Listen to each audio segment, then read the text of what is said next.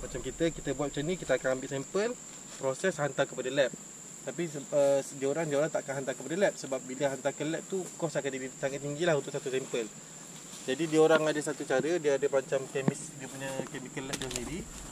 Jadi dia akan buat dia masuk serta chemical dan dia buat kiraan. Berdasarkan kiraan tu dia akan dapat dia punya result berapa ppm RE dalam kawasan kajian lah.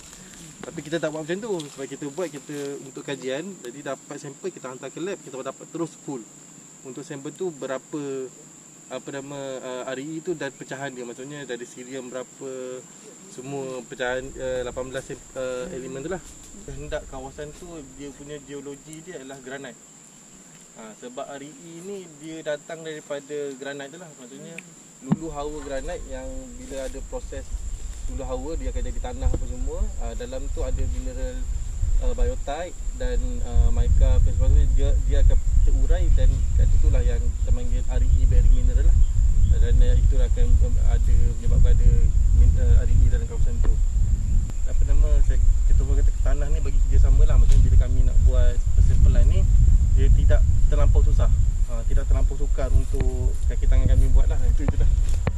Okey, sekarang ni dia tak semestinya pasir-pasir putih. Hari tu kita orang pergi yang dekat kantin tu. Dia banyak. Dia pasir-pasir putih, taklah merah pun ni.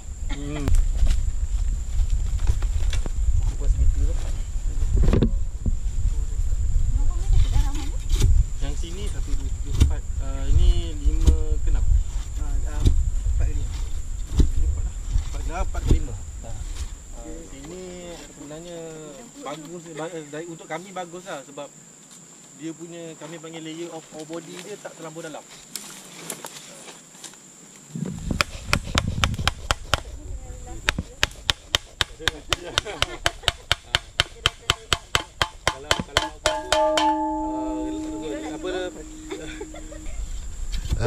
Buah kita ini.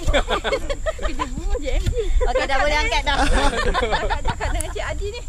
Cik Adi, saya telah berjaya membantu. Buat. Baik.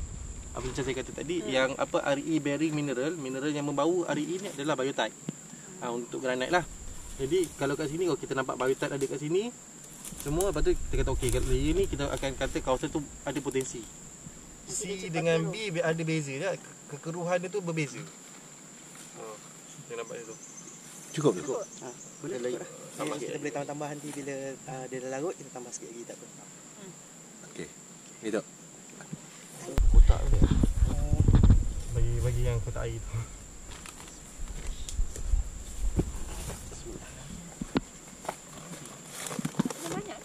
Dia kena kasi tu banyak tak? Dia buat ni lah meja. Dia buat meja.